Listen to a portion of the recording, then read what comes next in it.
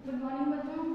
आज मैं आपको क्लास 7 साइंस का चैप्टर 6 पढ़ाऊंगी। चैप्टर 5 को अभी मैं नहीं पढ़ा रही हूँ, मापन को उसको मैं बाद में पढ़ाऊंगी। पहले चैप्टर 6 को पढ़ा रही हूँ, ठीक है। तो चैप्टर 6 में आपको यहीं से पता चल जाएगा जो आपका चैप्टर का नाम है सजीव जगत में संगठन।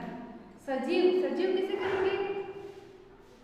सजीव किसे कहते हैं? ऐसे जीव जिसमें श्वसन, परिवहन, वृद्धि, पाचन, भोजन आदि क्रियाएं होती हैं, वो उसे क्या कहते हैं? सजीव कहते हैं, ठीक है।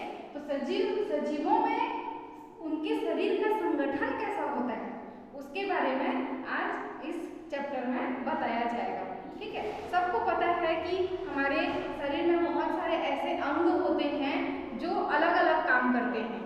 जैसे कान का क्या काम है? सुनना। आंख का क्या काम है? देखना, ठीक है। तो अलग अलग अंग अलग अलग काम करते हैं, लेकिन ये अंग किस चीज से मिलके बने होते हैं? हमारे जीवन की सबसे छोटी इकाई क्या होती है? किस चीज से नए जीवन का निर्माण होता है? तो यहाँ पे सबसे पहले कोशिका, ठीक है। कोशिका हमारे जीवन की सबसे छोटी इकाई होती है संरचनात्मक और रचनात्मक रूप से, ठीक है। मतलब शरीर के जीवन की संरचनात्मक एवं रचनात्मक इकाई को क्या कहते हैं? कोशिका कहते हैं। जैसे कोई सा लड्डू किससे बनता है? बूंदी से। बूंदी किससे बनता है? बेसन से। बेसन किससे बनता है? चना से, ठीक है। तो लड्डू का जो संरचनात्मक इकाई क्या हुआ? चना हुआ ना। तो वैसे ही जो एक मानव शरीर है, जो जीव जंतु है, किन छोटी चीजों से बनता है उसको क्या कहते हैं? कोशिका कहते हैं। तो जीवन की संरचनात्मक एवं रचनात्मक इकाई को क्या कहते हैं? कोशिका कहते हैं, ठीक है। यही से जीवन की शुरुआत होती है, ठीक। उसके बाद है ऊतक। ये मैं आपको समझाने के लिए इसकी परिभाषा लिख दी हूँ, आप चाहो तो इसको लिख सकते हो। कोशिका और ऊतक के बारे में तो पढ़ेंगे ही, ठीक है। ऊतक किसे कहेंगे? ऊतक कोशिकाओं का एक ऐसा समूह होता है जिसकी रचना एक जैसी होती है और काम भी एक जैसी होती है, समान काम करते हैं। जैसे मेरे हाथ में जितने भी ऊतक हैं, ठीक है, हाथ में जितने भी ऊतक हैं उसका काम मुक्का मारना, भोजन करना, किसी चीज को पकड़ना, मतलब इनकी संरचना एक ही जैसे कोशिकाओं से बनी होगी और इनका काम एक ही प्रकार का होगा, ठीक है। अब हाथ तो सुन नहीं सकता, हाथ तो देख नहीं सकता, इसका काम क्या होता है? अलग अलग ऊतकों का अलग अलग काम होता है, ठीक है। समझ में आ रहा है? कोशिकाओं का ऐसा समूह, देखो याद रखना, ऊतक जो होता है वो कोशिकाओं का समूह होता है, ठीक है। कोशिकाओं का ऐसा समूह जिसकी रचना एक जैसी हो और जिसका कार्य एक समान होता है, मतलब विशेष प्रकार के ऊतक विशेष प्रकार के काम कर सकते हैं। जैसे खाना खाते हैं, पाचन होता है, तो पाचन करने वाले ऊतक अलग होंगे। सांस लेते हैं तो श्वसन के लिए अलग ऊतक होंगे। समझ में आया? उनकी रचना एक जैसी होती है और काम भी एक जैसा होता है, तो अलग अलग ऊतक अलग अलग काम करते हैं, ठीक। अब ऊतकों के समूह से क्या बनता है? अंग बनता है, ठीक है। एक ऊतकों का समूह जब मिलता है तो अंग का निर्माण होता है और विभिन्न अंग मिलकर अंग तंत्र का निर्माण करते हैं। अंग तंत्र किसे कहते हैं? बहुत सारे अंग मिलकर अंग तंत्र का निर्माण करते हैं। एक छोटी सी कोशिकाओं का समूह से ऊतक बनता है, ठीक है। कोशिका सबसे पहले कोशिकाओं के समूह से ऊतक बनता है, ऊतकों के समूह से अंग बनता है, अंग के समूह से अंग तंत्र बनता है और अंग तंत्र से एक शरीर का निर्माण होता है, ठीक है। समझ में आया? इतना आपको समझाने के लिए था। अब है जीव कितने प्रकार के होते हैं? जीव जो होते हैं वो दो प्रकार के हो सकते हैं संगठन के आधार पर, ठीक है। एक कोशिकीय और बहुकोशिकीय, ठीक है। एक कोशिकीय जीव और बहुकोशिकीय जीव। एक कोशिकीय जीव किसे कहेंगे? जिसमें केवल कोशिका एक ही होती है। एक कोशिकीय जीव में एक ही कोशिका पाया जाएगा, ठीक है। एक ही कोशिका उपस्थित होगा। इसमें उदाहरण है एक कोशिकीय जीव का नाम अमीबा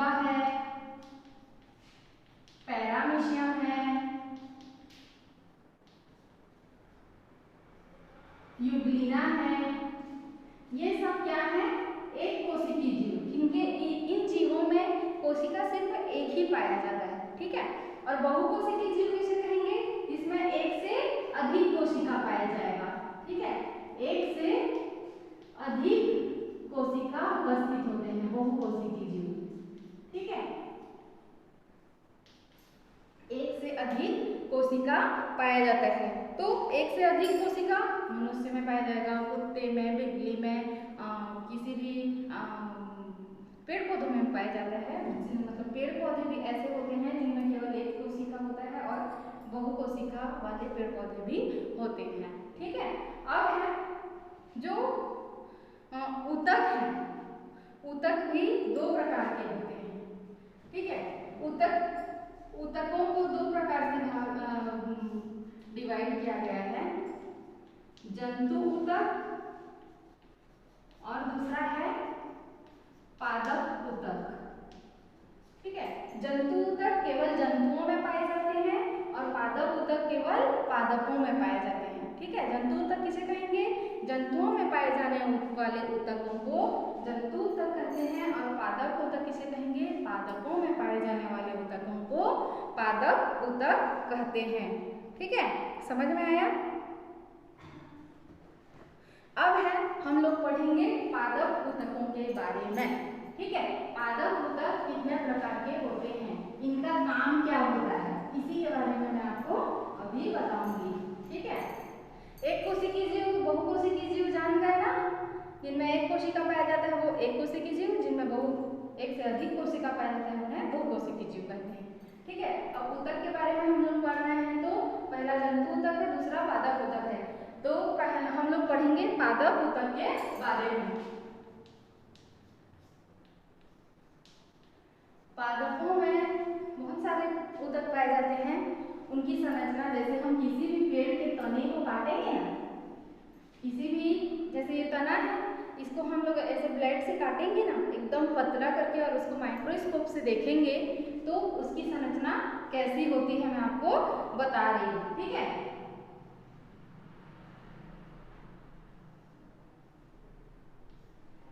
ये जो होता है एक प्रकार से ऐसे आपको संरचना दिखाई देती है,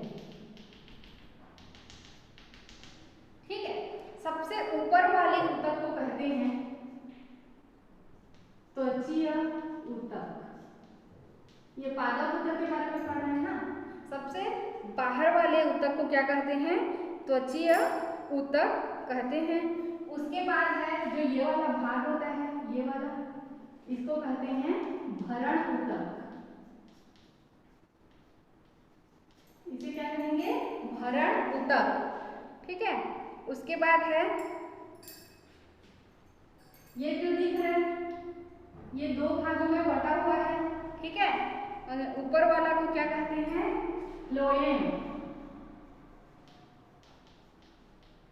फ्लोएम ऊतक या सिर्फ फ्लोएम भी बोल सकते हैं। और ये जो नीचे वाला है इसको क्या कहते हैं, जाइलम। और लास्ट में जो होता है यहाँ पे, ये होता है आपका मज्जा, ठीक है। इसको क्या कहते हैं, मज्जा। ये एक तने की काट का चित्र है, ठीक है।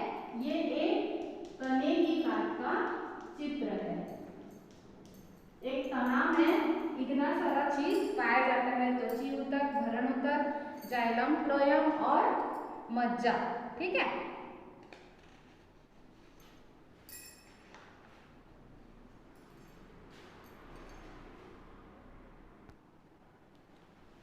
ठीक है, ये चित्र में देख लिया आपने क्या क्या है। अब मैं ऊतकों के बारे में आपको बताऊंगी। पहला है प्रविभाजी ऊतक। प्रविभाजी ऊतक उसे कहते हैं, यह जो होता है तने और जड़ के अग्र या शीर्ष में पाया जाता है, जिसके कारण तने और जड़ की वृद्धि लगातार होते रहती है। मतलब यहाँ जैसे ये कोई तना है, ये तना का अग्र भाग है, यहाँ से ये ऊतक ना आपस में विभाजित होते रहते हैं, जिससे ये इसकी लंबाई धीरे धीरे क्या होती है, बढ़ते जाती है, ठीक है। उसके बाद है दूसरा त्वचीय ऊतक। त्वचीय ऊतक का सीधा सा काम है पौधे को एक प्रकार का सुरक्षा प्रदान करना और उसके बाहरी आवरण का निर्माण करना। ठीक है, पौधे को सुरक्षा देता है, मतलब जैसे तने को सुरक्षा देगा, पत्ती को देगा, फूल फल सबको सुरक्षा देगा। तो किसी भी पौधे के बाहरी भाग में जो आवरण होता है उसे त्वचीय ऊतक कहते हैं। और तने का जो त्वचीय ऊतक होता है उसका काम होता है जो भोजन बनाने के लिए पौधे प्रकाश संश्लेषण की क्रिया करते हैं, उसमें ऑक्सीजन और कार्बन डाइऑक्साइड जैसे विभिन्न गैसों का आदान प्रदान करने में सहायता करता है। ठीक है, और जड़ का जो त्वचीय ऊतक होता है, जड़ में भी पाया जाता है, उसमें जो त्वचीय ऊतक होता है वो मिट्टी से पानी को सोखने का काम करता है। ठीक है, उसके बाद है चित्र को आप लोग बना लेंगे कॉपी में। एक तने की काट का चित्र है, उसमें बहुत सारे ऊतक होते हैं। उसके बाद है संवहन ऊतक। ठीक है, उसके बाद है आपका संवहन ऊतक।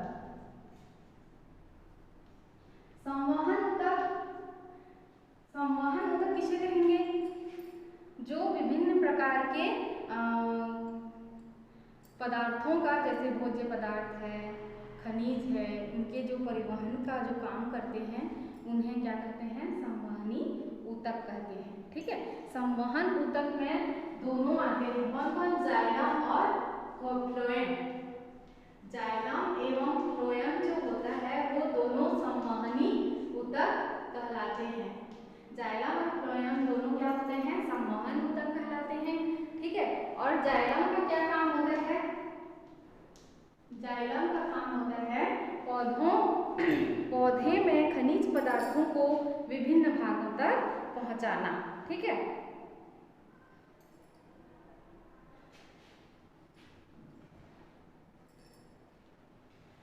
जल तथा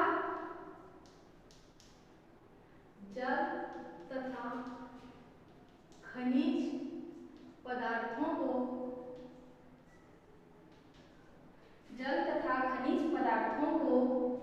जड़ से पौधे के विभिन्न भागों में पौधे के विभिन्न भागों तक पहुंचाना किसका काम, किसके द्वारा होता है? जाइलम के द्वारा होता है। ठीक है, जाइलम का क्या काम है? जाइलम जड़ और खनिज पदार्थों को जड़ से पौधों के विभिन्न भागों तक पहुंचाने का काम करता है। उसके बाद है फ्लोएम। फ्लोएम का काम होता है भोज्य पदार्थों को, ठीक है, जो प्रकाश संश्लेषण की क्रिया के द्वारा जो भी भोजन बनता है पौधे में, भोज्य पदार्थों को विभिन्न भागों तक पहुंचाना। ठीक है, भोज्य पदार्थों को पौधे के विभिन्न भागों तक पहुंचाना, इसे कहते हैं फ्लोएम। ये किसके द्वारा होता है? फ्लोएम। जाइलम और फ्लोएम दोनों ही संवहन ऊतक कहलाते हैं। संवहनी ऊतक इसे कहते हैं क्योंकि ये संवहन की क्रिया द्वारा ही जल, खनिज लवण और भोज्य पदार्थों को पौधे के विभिन्न भागों तक पहुंचाते हैं। और संवहन बंडल किसे कहेंगे? संवहन बंडल। अभी मैं आपको चित्र में ऐसे बनाई थी ना, इस प्रकार की ये संरचना। ठीक है, ये जो संरचना है, ठीक है, जाइलम एवं फ्लोएम के समूह को संवहन बंडल कहते हैं। ठीक है, लिख लेना इसको, जाइलम तथा फ्लोएम के समूह को क्या कहते हैं? संवहन मंडल कहते हैं। जैसे ये जो चित्र में ये वाली रचना थी, ये संवहन मंडल होता है, ऊपर में फ्लोएम होता है, नीचे में जाइलम होता है। ठीक है, अब है भरण ऊतक। इसके बाद लास्ट है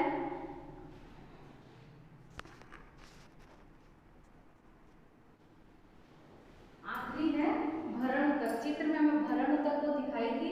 भरण ऊतक इनका काम होता है जड़ों में भोजन का संग्रहण करना, पौधों को सहारा देना और भोजन का निर्माण करना। जो भोजन बनता है प्रकाश संश्लेषण की क्रिया द्वारा वो भरण ऊतक के द्वारा बनाया जाता है।